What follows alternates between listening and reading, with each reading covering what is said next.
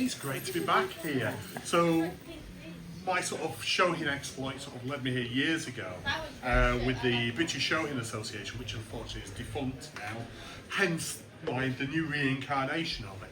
And we used to always play sort of quite a big part in the show, and we used to obviously display and everything like that. So it's nice to be back. For those who don't know me, I've been involved in bonsai pretty much all my life. One of my main teachers is selling pots in the other room, Barton. Then I went off to Japan and then I discovered the joy of Shohin bonsai.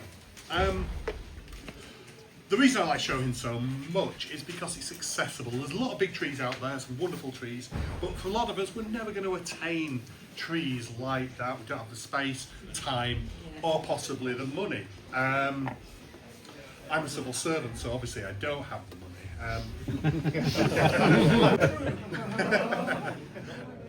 Hi everyone, Stefano here. Last Sunday, the 15th of February, I travelled with a few fellow members of the Twickenham Bonsai Club to Swindon for their annual winter image show. The show itself was impressive. Some of the best trees in the country were on display, and I'll cover those in another video. But today, I'm focusing on the Shohin size display. In case you're wondering, Shohin are small-scale bonsai, typically up to 20 centimeters or 8 inches tall, including the pot. These trees are often shown in exquisite multi-point displays called Yakata or Tana. Mark Moreland from the UK Bonsai Association also organized a live demo by John Armitage. John is a well-known artist who started with a humble shop in Leeds and went on to found the Shohin Bonsai Association and the Yorkshire Bonsai Club, among other things, and having studied with masters like Dan Barton, Mark Invernizzi and Nobuichi Urushibata. Let's head over to the benches and follow along with John's demonstration.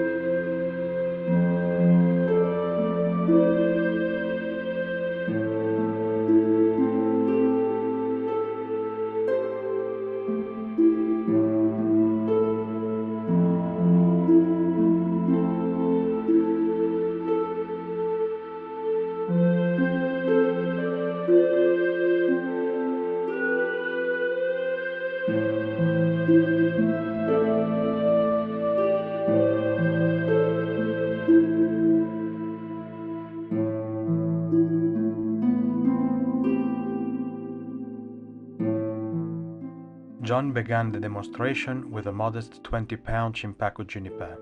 The starting material consisted of 2 long, leggy whips with minimal ramification, a common growth habit for this species. His objective was to show how such an impressive material can be transformed into a high-quality Shohin to be ready for a club show in just a few years.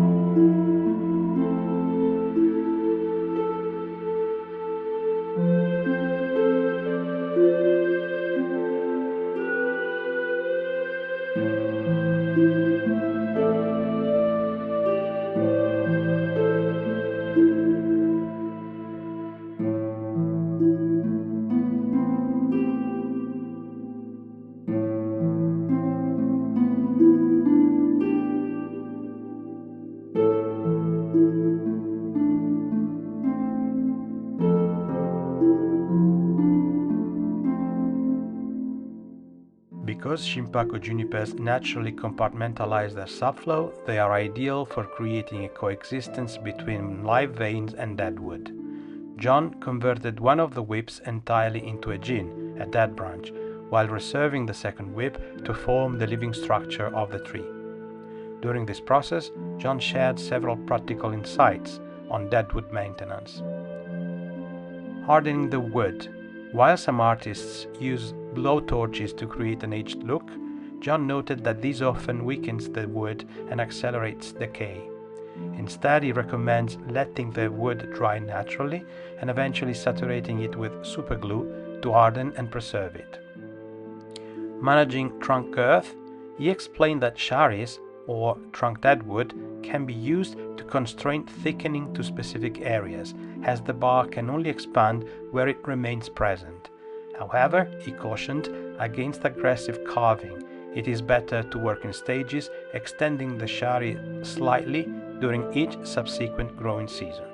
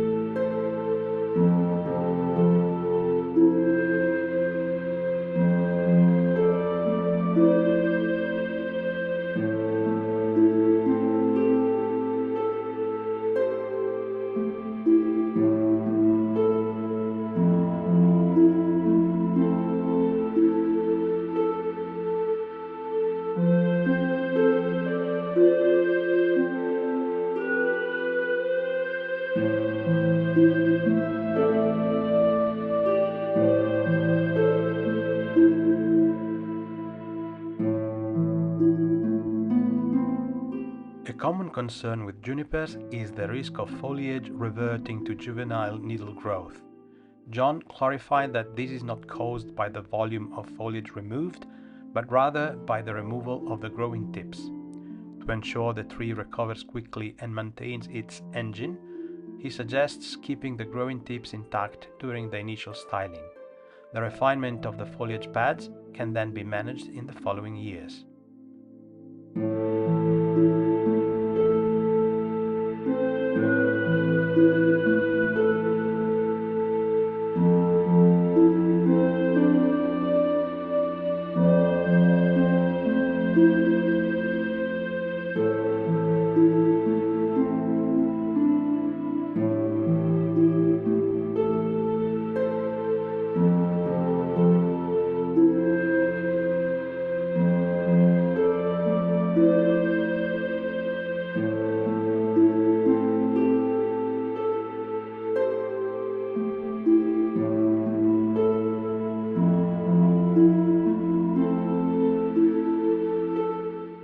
After cleaning the branches with a wire brush to expose the structure and encourage back budding, John applied various gauges of wire.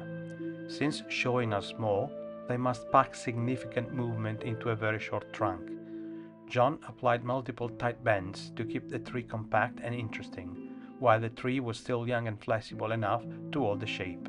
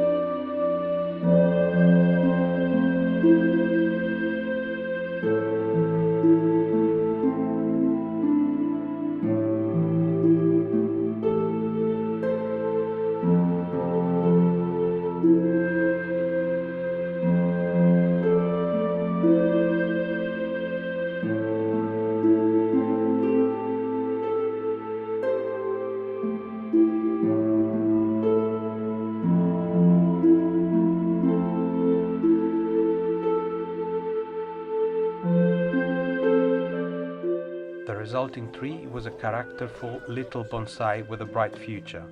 Although John initially considered repotting it, he ultimately decided to keep it in its current container to avoid overstressing the plant after such significant work. At the end of the day, the final composition was donated to the Raffle, so huge congratulations to the lucky winner. You've got a fantastic head start on a beautiful Shohin. And that's all, folks. Please leave a comment below and stay tuned till the next one. The algorithm thinks, meanwhile, you might be interested in watching this video. More people.